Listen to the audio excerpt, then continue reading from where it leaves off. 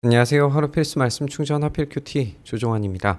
오늘 함께 나눌 하나님 말씀은 역대상 29장 20절에서 30절까지 말씀입니다.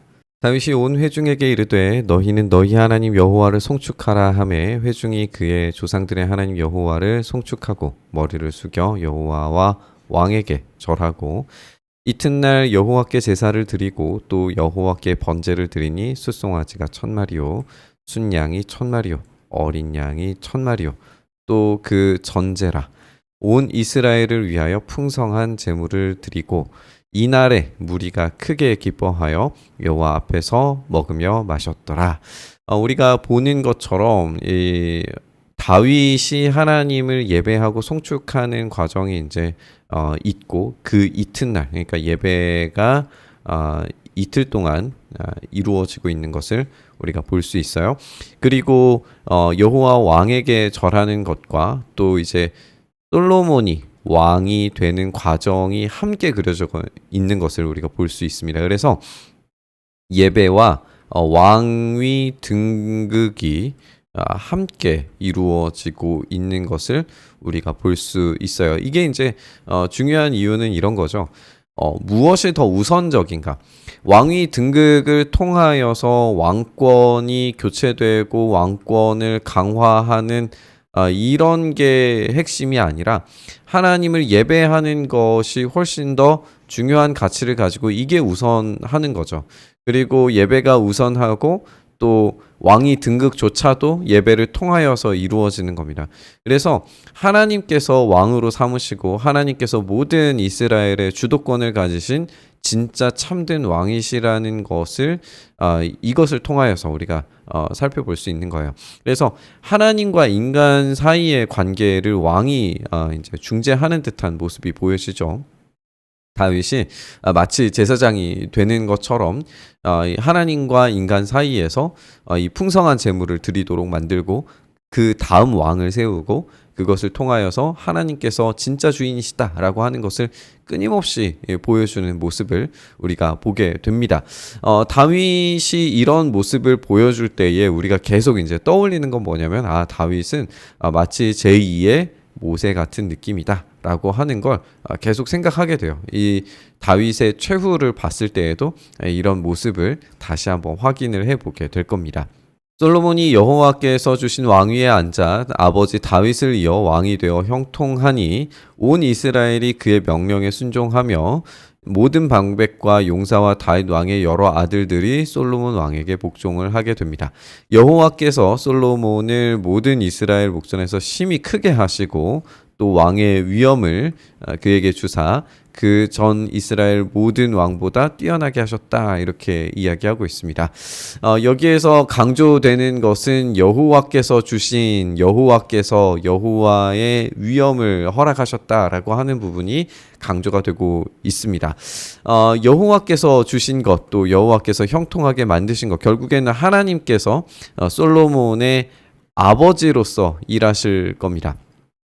다윗이 물론 이제 혈통적으로는 아버지지만 하나님께서 이 솔로몬을 양자로 입양하시고 아버지로서 하나님께서 참된 왕권을 가지신 분이시기 때문에 그분께서 그 왕의 효력과 또 능력들을 솔로몬에게 부어 주실 때에 이 형통이 가능하게 되는 겁니다. 심히 크게 하시고 또 뛰어나게 하셨다. 라고 하는 이 장면에서 솔로몬의 이 탁월함이 강조되고 있죠. 그리고 이 탁월함이 다윗을 또 한 단계 초월하는 모습으로 보여지게 될 겁니다. 그게 이제 성전 건축에서 드러나게 되는 것이고 하나님께서 직접 자기의 아들로 삼으시는 모습을 통하여서 보여지게 된다라고 생각을 해볼 수 있습니다. 물론 우리는 열왕기 말씀을 통해서 솔로몬이 얼마나 한계 있는 왕인지 아주 잘 알고 있죠. 그럼에도 불구하고 역대기 기록자는 하나님께서 모든 왕보다 뛰어나게 하셨다라고 그렇게 표현하면서 이 왕권, 이 왕위의 처음과 시작에 하나님을 둡니다. 하나님께서 함께 하실 때 이 솔로몬은 위대한 왕이 될 수 있는 거죠. 그리고 다윗을 이어서 이 역할들을 감당할 때에 결국 하나님께서 함께 하시는 것, 예배를 통하여서 이 왕위가 등극되는 것, 또 그 모든 탁월함과 또 그 실력들이 하나님께서 제공해 주신 것이다 라고 하는 점에서 결국 솔로몬의 위치는 하나님 아래에 있다는 것을 계속해서 강조하고 있습니다. 이새의 아들 다윗이 온 이스라엘의 왕이 되어서 이스라엘을 다스린 기간은 40년이었습니다. 헤브론에서 7년간 다스렸고 예루살렘에서 33년을 다스리게 됩니다. 그러니까 나이가 많아서 늙도록 부하고 존귀를 누리다가 죽음에 그 아들 솔로몬이 대신해서 왕이 됐다 이렇게 소개하고 있죠. 다윗 왕의 행적은 처음부터 끝까지 선견자 사무엘의 글과 선지자 나단의 글과 선견자 가세 글에 다 기록되고 또 그의 왕된 일과 그의 권세와 그와 이스라엘과 온 세상 모든 나라의 지난 날의 역사가 다 기록되어 있다라고 이야기하면서 다윗이 얼마나 이 세상에서 존귀하게 존중받는 왕이었는가에 대해서 소개하고 있는 걸 보게 됩니다. 물론 고고학적으로도 다윗이 실제 하는 왕으로 이제 역사적인 기록들을 이제 그 고고학적인 발견들을 우리가 하게 되기도 하죠. 우리가 여기에서 이제 좀 더 살펴보고 싶은 것은 다윗이 40년이라고 하는 기간을 통치한 왕이었다라는 거예요. 다윗의 인생 전반을 좀 생각을 해보면 그는 왕으로서 사람들에게 인정받은 왕으로 먼저 시작한 게 아니었죠. 형들보다 조금 못한 어떤 이 아들로서 양치던 자를 데리고 와서 기름을 붓는 이런 과정들을 봤을 때 처음에 왕이 될 만한 인물이라고 전혀 생각하지 못했고 예상하지 못했어요.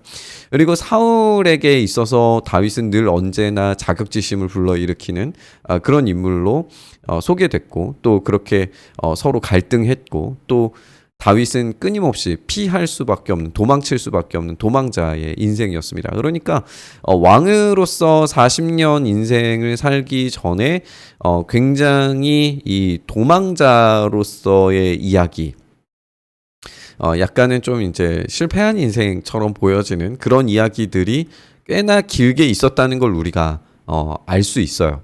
그러면 이제 우리는 여기에서 그냥 드러난 이야기로만 이렇게 생각하면은 뭐 그렇지 이렇게 생각하게 되지만 도망자 그러나 왕으로서 40년 동안 이런 핵심 단어들을 약간 좀 추려보면 이런 이야기가 이 모세를 떠올리게 된다. 라고 하는 걸 우리가 좀 어렴풋이 생각을 해볼 수가 있죠. 모세도 도망자였고 모세가 지도자로 돌아오고 그리고 모세가 광야에서 40년을 백성을 다스리게 됩니다. 그리고 모세는 결국 성막은 지었지만 약속의 땅을 얻지는 못했었어요. 그런데 다윗도 마찬가지죠. 다윗도 이 놀라운 일들, 이 통치의 업적들이 이루어졌지만 결국 성전을 짓는 일, 그 약속에 대해서는 하나님께 배제가 됩니다. 마치 모세처럼.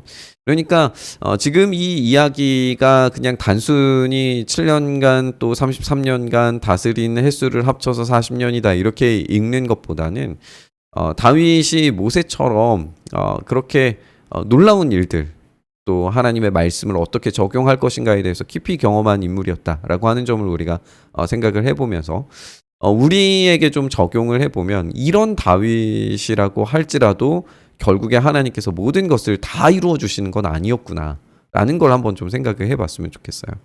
하나님께 진짜 온전히 헌신한 인생이었지만 그럼에도 불구하고 하나님께서 다윗이 원하는 그것 한 가지는 들어주지 않으십니다. 그러나 그렇다고 해서 다윗의 인생이 비참했는가? 또 그렇지도 않죠. 충분한 영광과 또 부와 존귀를 누리다가 죽게 됩니다. 결국 우리는 한계 있는 삶을 살아가지만 하나님께서는 한계 없는 약속의 성취를 이루시는 분이다 라고 하는 것을 생각해 보게 됩니다. 우리의 한계는 명확해요. 다윗도 한계가 명확했고 솔로몬도 한계가 명확했습니다. 심지어 모세조차도 자신이 약속의 땅에 완전히 들어가는 것을 경험하지 못하는 한계 있는 인간이었어요. 오로지 한계 없는 왕으로서 모든 인류와 역사를 통치하시는 분은 우리 하나님 한 분뿐이십니다.